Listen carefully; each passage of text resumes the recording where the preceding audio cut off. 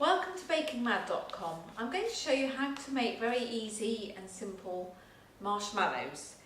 To start with, you need 130 ml of cold water into the bowl of an electric mixer, and then sprinkle on 2 sachets of powdered gelatine. You should always add gelatine to cold water, not cold water to gelatine, because otherwise it will set into a lump. So always sprinkle the gelatine onto the cold water, and then you're just going to leave that until the gelatine soaks up and it will become like a sponge, and that's called sponging gelatine. So I'm just going to leave that over there to set. Then the next thing you need to do is add 400 grams of caster sugar and 225 grams of golden syrup into a medium-sized pan.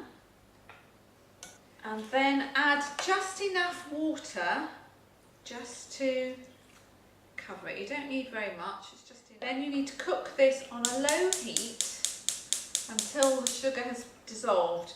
And don't rush this, because it's important that the sugar completely dissolves before you bring it to the boil. And you will need a sugar thermometer. You can't really make marshmallows without a sugar thermometer, because it's really important that the sugar is boiled to the right temperature, which is 130 degrees centigrade.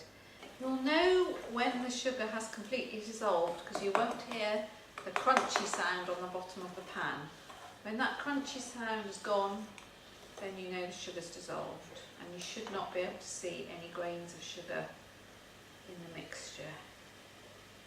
Once you're sure that the sugar has dissolved, then you can turn the heat up and cook it to 130 degrees centigrade. Do not stir it at this stage because you don't want the mixture to crystallise. And it will take a couple of minutes, but you must get it up to 130 degrees. Once you get the mixture up to 130 degrees centigrade, that is firm ball stage, take it off the heat and let it cool just for a minute or two. Once the bubbles have subsided, just turn the mixer on with your gelatine mixture slowly, and you need to pour this down the side of the bowl. Don't pour it onto the whisk, otherwise you'll end up with sort of spun sugar. You've got to pour it gradually down the side of the bowl while the mix is running.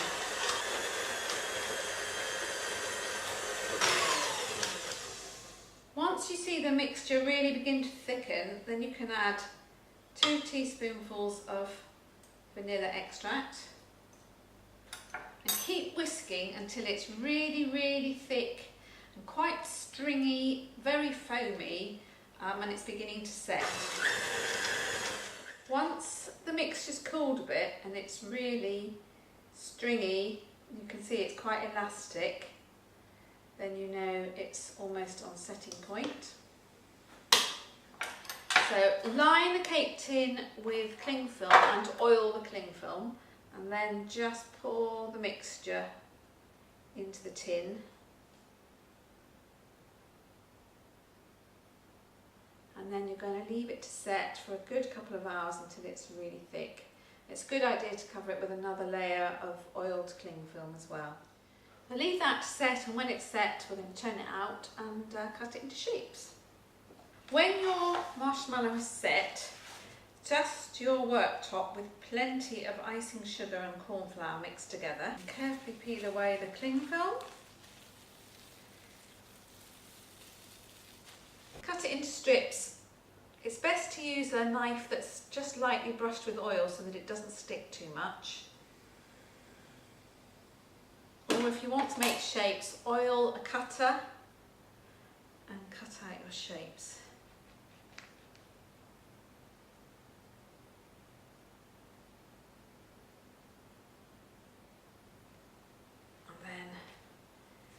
Make sure you dust them completely in the icing sugar and corn flour mixture.